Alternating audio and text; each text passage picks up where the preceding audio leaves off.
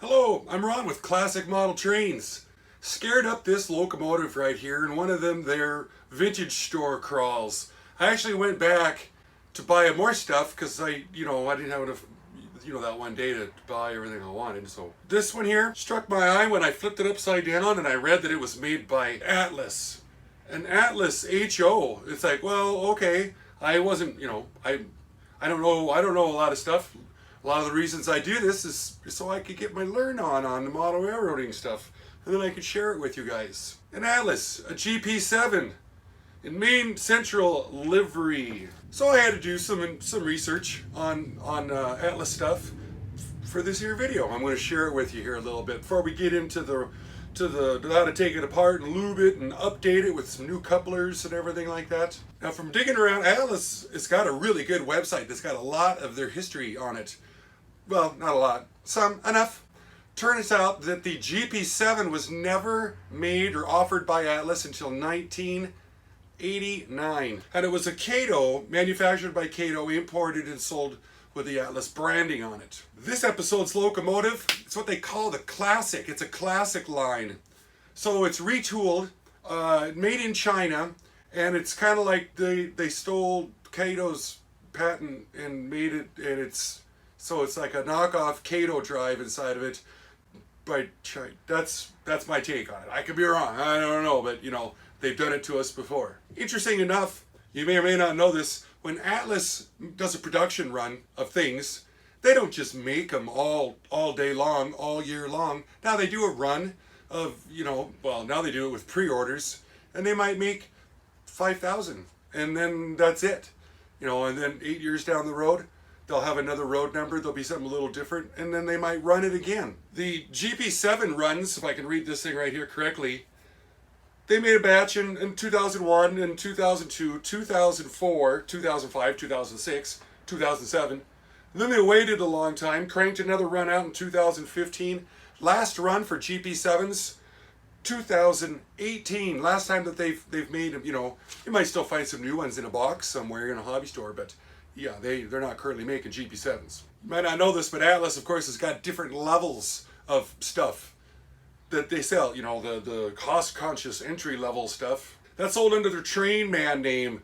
No thrills, just basic, simple bodies, simple this, simple that. Then the next step is their classic line. That consists of their older tooling, and they've made it a little bit better. They put a little bit more details in it, but it's the stuff that they've been cranking out since they got into the HO business, way back in the early 70s, where they were mostly importing all their stuff. So how do you have old tooling if you didn't own the tooling that you were getting? I don't know. And then their top of the line stuff, it's called their Master Series. And of course that's got to have 2 price points in it too. The Gold line comes all DCC'd up and with sound and beautiful remastered molds with beautiful details and this that goes with it. And then their Silver line, same beautiful body, same mechanics to it, same trim level. It's just DCC ready. So it doesn't have a decoder or sound installed in it. So you can put your own in because, some guys, they like to have their own decoders and things. Oh, I forgot to mention, the Classic line, they can be DCC ready also. They're sold, of course, DC. It's got an 8-pin plug in it. Throw in your own decoder, away you go. Let's say started on this here video. I've yapped long enough. See what it takes to take one of these apart, get inside of it, root around, lube it up, tune it up, get it running on the track real well. Let's just take a little gander at this thing before we take it apart. One of the cleaner ones I've ever grabbed a hold of. Nice looking paint job, nice looking handrails. They're made out of plastic.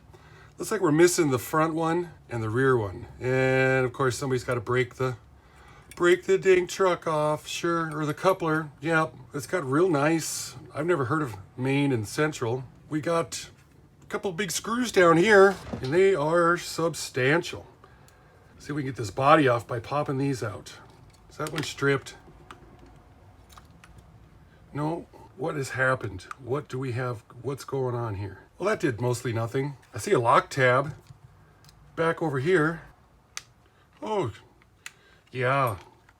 Is there one up in the front somewhere that I can't see? There's got to be something going on somewhere. So I'm going to have to take these hand railings out of the steps. They're gonna come off with the body. Easy, careful now. Let's try these then, nice and gentle. Oh, sure. Nope, they're not actually coming off. Some are, some ain't. Oh, what in the world is going on? What kind of poor design is this? All these are still stuck right here. Are you serious? So we gotta get these out. I'm not impressed. I was all ready to talk this thing up. And now I'm not at all. What kind of poor design choice is this? I mean, why would they make a guy have to go through all this? One more, and we might be somewhere. It is quite nerve-wracking, because these hand railings are in really nice shape. Okay. Oh, there we go. And guess what? Them 2 screws, they hold the motor in. So don't take those out. Now that we figured out how to pop the body, I see this has got those really poorly engineered clips that you simply slide on to connect or disconnect the wires. So they don't have to solder them at the factory. Hate those. I really do. You can see that the wire on this side goes to this side, and you know, the wire, yeah. I like soldering, probably because I can. Yeah. And then of course the motor's gonna pop right out because I accidentally unbolted it. And it's a cute little can motor right there with a light board on top of it. And why this 8-pin connectors here must be for DCC ready, is what I'm going to gather. This is a lot newer than anything I've ever worked on before. Sure, put an 8-pin decoder in there and away you go. DCC ready. So it's not as old as I thought it was gonna be. This motor, there ain't really anything we can do to it to improve anything on it. Can't get into the brushes because it's all sealed up like a can motor. Well, probably because it is. What do we got down here though that we can root around in? I want to take these trucks apart and I want to see how they work. Can I come in from here? Pop one of these side covers off some? Prying here on this side of it out just a little. This side over here, it's cooperating. This side is not. Ooh, looks like our little drive lines. They got a little keeper on them. See, they don't just pull out, but this little keeper here, apparently they can just kind of unsnap some. Yep, that's nice. There we go. I farted around, got both of those unlocked. So we can take this top retainer plate off here. And this looks like something that we've just seen pretty much all the time. Gear tower, nickel silver wheels. I can see a brass bushing down in the side over here. Sure, yeah, here's the brass plate right there for conductivity. I'm liking it. Okay, I take some of those things back I said earlier. So we'll get our worm gear here out of the way. He just comes out like this. Don't lose the pieces, don't lose the thrust washers. Get you a nice little small screwdriver. You're gonna come down in between the wheel. Behind the wheel, there's a latch in there. And there's 4 latches, one on each side. 2 here, flip it around. Oops, see now I just closed it again with my big fingers, dang it. So I gotta do it again over on this side, gently. Open the latch by prying it away from the body. I'll show you what it looks like when we get it taken apart. 1 latch, 2 latch, my big fingers. 3 latch, 4 latch, pushing it down some. Yes, now we see that we've got the bottom starting to come off. There. So right there's the 4 latches. 2 here, 2 here. So you get the bottom plate off. Ugh, cat hair. Pull the truck side frames and electrical pickups off. Hoy. See, huh? Get the wheels out for cleaning. Gotta do some cleaning. Little Phillips screwdriver. 1 screw right here. 1 screw right here. Put those where I'm not gonna lose them, out of my way.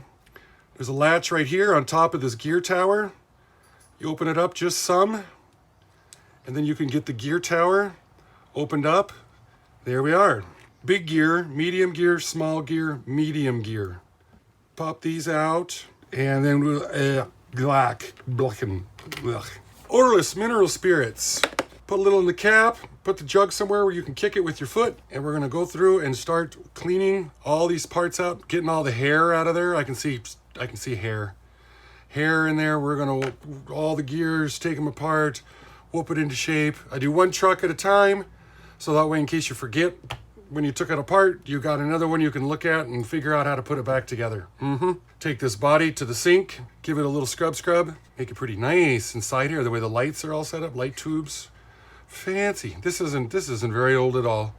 I don't even know if I should be working on it on this channel. I'm not sure.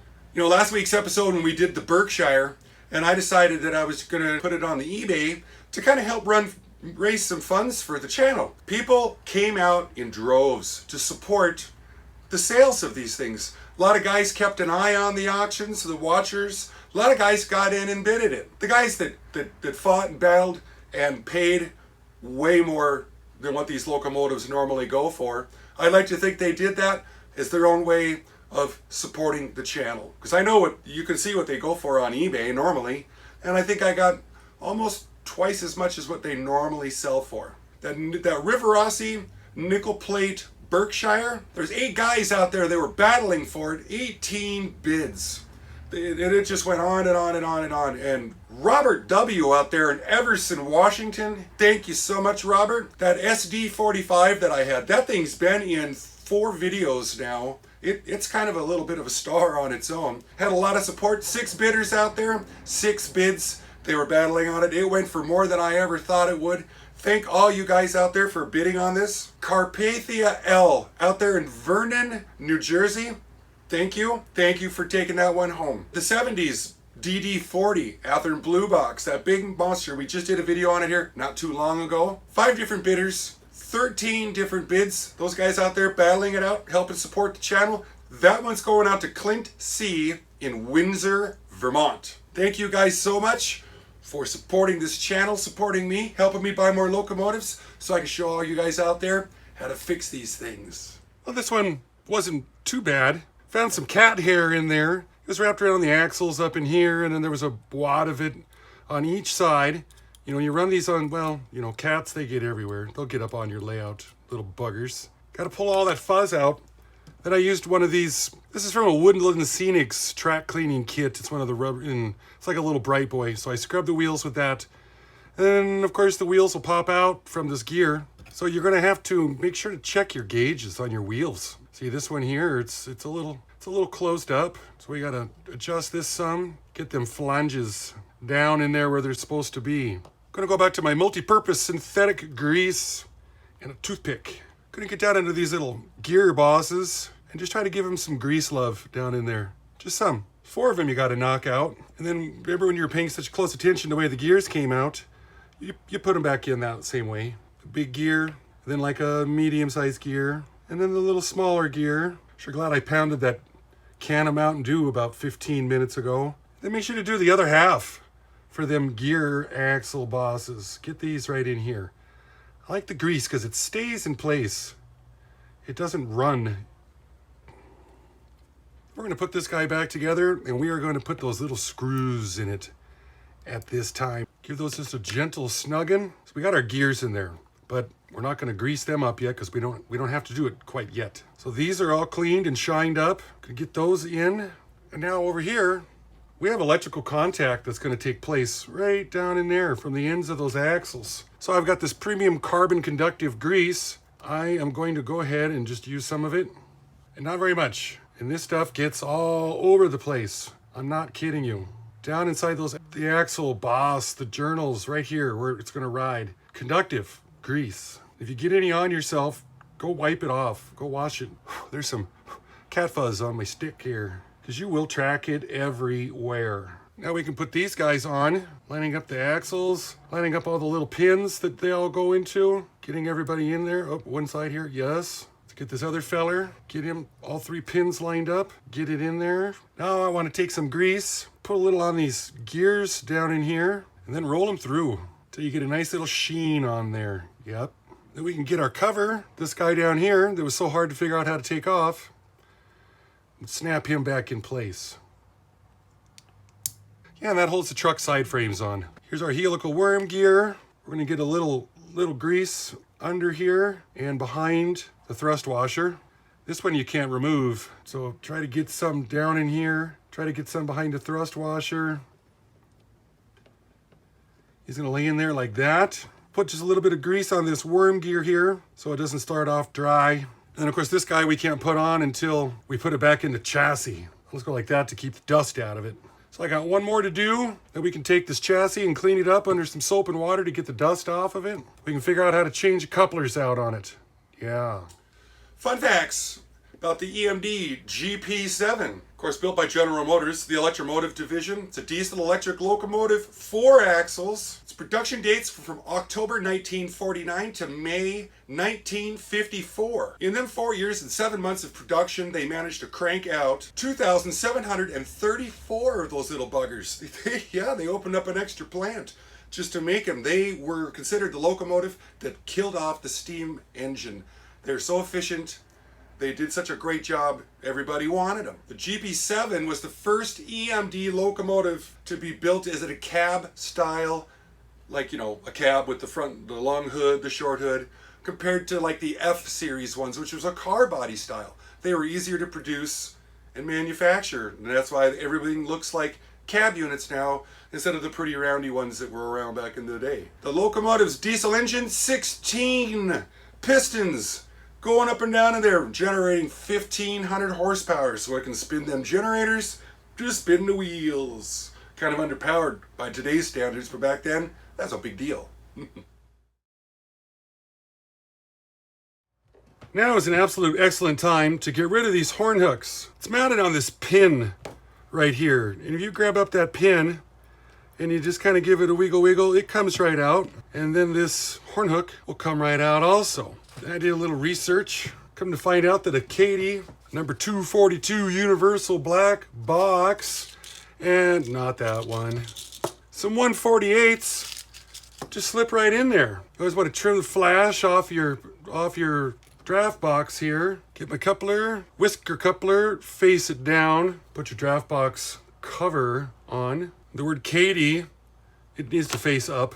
And then this little square right here, it doesn't fit, but I've got this square file, and when I do some creative working on it, I get this thing in there, and then I give it, and I gotta widen it. We gotta smooth it out some. Little filing like this. Is that enough?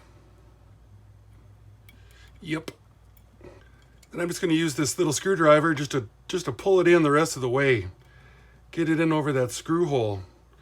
What do we want? I just want just some more. Yeah.